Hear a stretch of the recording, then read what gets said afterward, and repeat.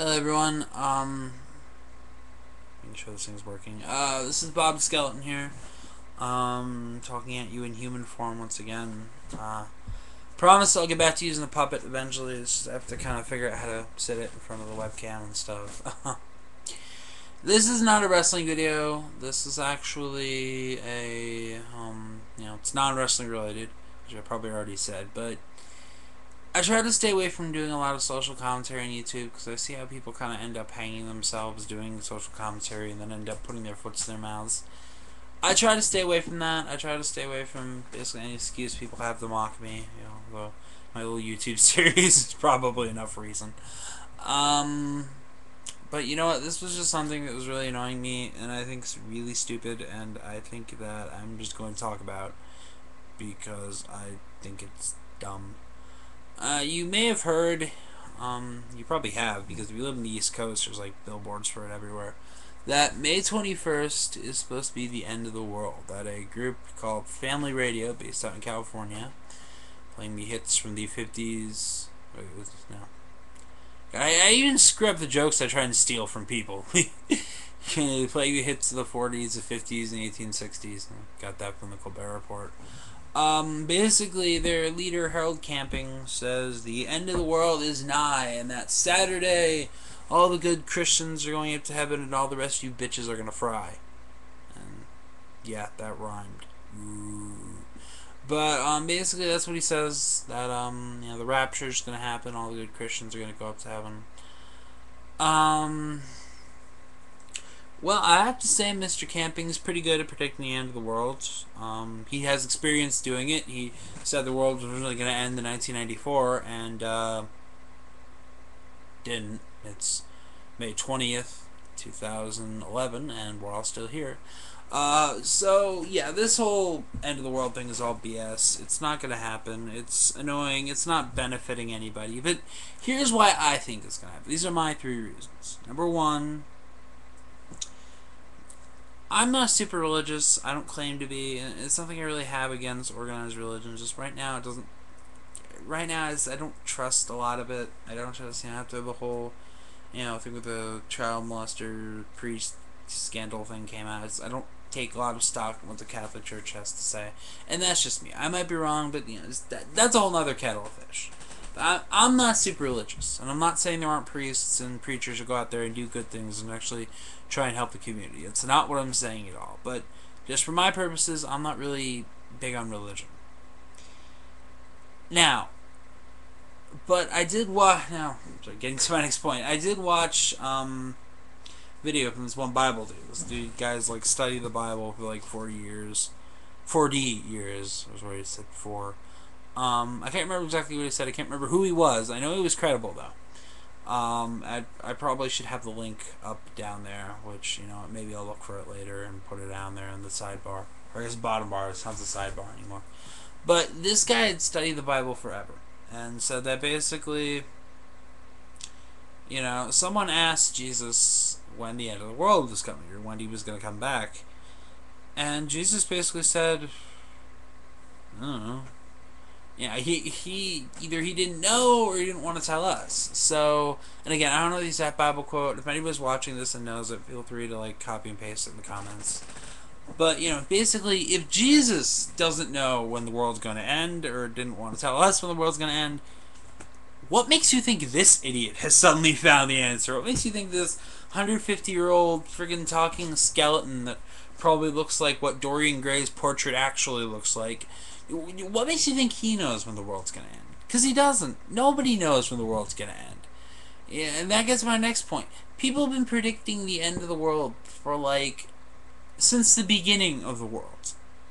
Okay, the Mayans have predicted the end of the world. Nostradamus has predicted the end of the world, I think. Although I don't know if his predictions when it's supposed to be yet. I don't know. I don't know a lot about this stuff. But I know people have been predicting the end of the world for a pretty long time now. So, just bottom line, no one knows when the world's going to end. Man does not know.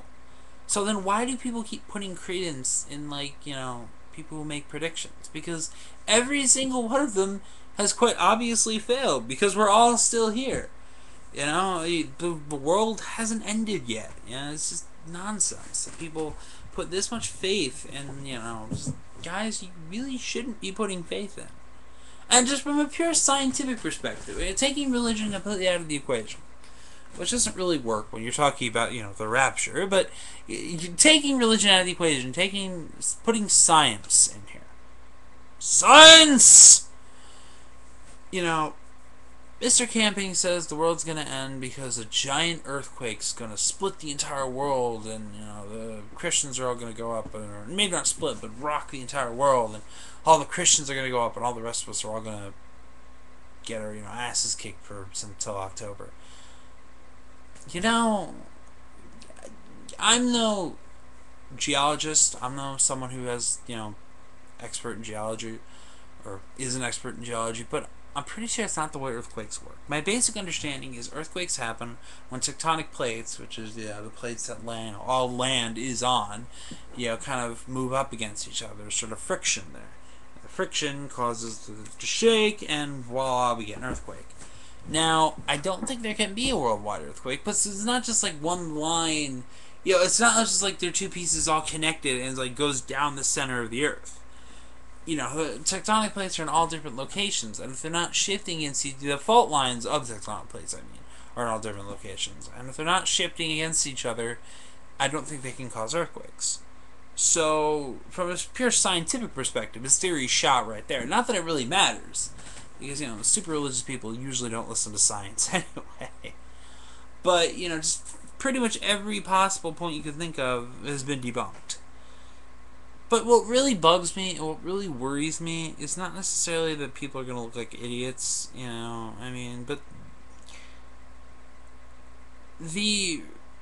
I guess the sort of cold reality that a lot of these people are going to have to face to predict this guy. And I'm not talking about, this, people fucking bought shit they knew they wouldn't be able to afford, or left their jobs or something, or told their boss off because the world's going to end. Those people who are dumb enough to do something like that, stuff you shouldn't do under any circumstances, they deserve what they get. But I'm talking about, the people who, left their families and crap and spent all their life savings putting up these billboards and all this other crap, the people who, God forbid someone, fucking, murder their loved ones or something because they assumed they weren't going to be saved. Granted, anyone who does that also deserves what they get, because you can never justify killing another human being, no matter what. If it's execution in a jail or something, even then, capital punishment, I don't really know if it works, but again, I'm getting off topic. That's not what I'm talking about here. But, it's just those people, I'm really scared for a lot of people. I'm worried people are going to end up, committing suicide or some crap, and, because of that, I'm legit worried about, what the landscape of America is going to be like after this whole thing fizzles. Because this isn't just a bunch of crackpots somewhere that, with holding Bibles going, "We believe," and it would really help if I had some sort of book to hold in my hand. I guess my issue Game Informer will do for the time being. We believe, because I don't have a Bible, so my new issue Game Informer is gonna stand in. It's not just a bunch of crackpots like that. These are a lot of legit, smart, talented people believe this guy, and I'm worried really what the circumstances are gonna be. I'd like to say in a lot of those cases that haha, shame on you, you shouldn't have believed this guy, but sometimes people, I guess, in these turbulent times we live in now, people need something to, help them believe in. And, this guy is charismatic to a certain extent. If by charismatic you mean making John Kerry look energetic, but yeah, he has that certain sort of, I guess, charisma about him that people follow. And I guess, it's kind of the same sort of charisma people get when they, fall into a cult. Everyone makes fun of people when they fall into a cult, but, it's, if you've ever been there, I never have, thank God, but if you've ever been there, it's, hard to get out of it. So, I'm worried about people. I'm worried what the reaction is, and, I just want to finish that sentence by saying I did not say Christianity is a cult. I did not say that. I didn't say anything like that. I didn't. I realized how bad that sounded coming out of my mouth, so I just wanted to clear that up. But just, I don't know. I'm worried about people. I think this whole thing's hokey. But on the off chance something horrible does happen, on the off chance this crackpot's right and the world does end, then you know what? Feel free to make fun of me. Feel free to make fun of my videos. Feel free to make fun of anything, whatever, blah. I was wrong. You all people were right. But you know what? Nothing is going to happen. All right. Saturday, from what I hear, the weather's supposed to be pretty nice, at least in the Northeast. So you know what? Go outside, hang out with your friends, play frisbee. Whatever. You know what? I have a better idea. Instead of turning this into a holiday where it's about the end of the world, not really a holiday, but instead of turning this into the end of the world, why not from this day forward we turn March 21st into a holiday? Into a holiday about celebrating life. Why not that? Why not, instead of celebrating death for once, instead of gloomy at death, people take time to celebrate life and be happy they're alive? I mean, obviously you don't need a holiday to do that, but what if we set that aside as a special day so people can do that? I think that'd be pretty cool, and it'll put a much more positive spin on what's going on than everything else you hear about. So, in short, don't follow false prophets. Don't believe skeletons talking in living rooms that look like they haven't been changed since the 1960s. Good night.